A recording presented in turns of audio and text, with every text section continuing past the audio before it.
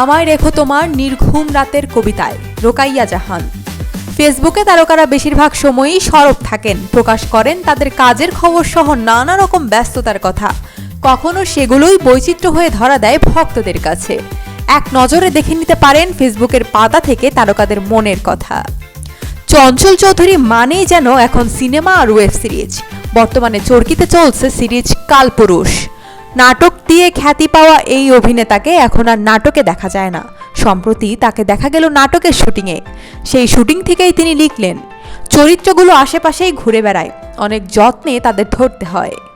অভিনেতা কচি খন্দকার সম্প্রতি এক সাক্ষাৎকারে জানান, প্রিয় অনেকের সঙ্গে বেশ কিছু কারণে সম্পর্ক খারাপ হচ্ছে। এবার তিনি লিখলেন, অন্ধবিশ্বাস কখনো মঙ্গল বয়ে আনে না। শুটিংয়ে একসঙ্গে দুই বয়োজ্যেষ্ঠ অভিনেতার সঙ্গে নিলয় আলমগীর। সচরাচর এখনও নাটকে পারিবারিক গল্প কম থাকে, সেখানে পরিবার কেন্দ্রিক গল্পের দিকে ঝুঁকছেন নিলয়। তিনি ছবিটি পোস্ট করে লিখেছেন, আমার ডান পাশের মানুষটা ছোটবেলা থেকেই ঝুনা, আর বাঁ পাশের মানুষটা এই বয়সেও কচি। ঝুনা ভাই এবং কচি ভাইয়ের প্রতি শ্রদ্ধা এবং ভালোবাসা।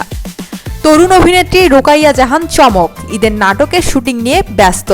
শুটিংয়ের ফাঁকে নিয়মিত ফেসবুকে ছবি পোস্ট করেন। তিনি ছবিটি পোস্ট করে লিখেছেন, আমায় রেখো তোমার নির্ঘুম রাতের কবিতায়।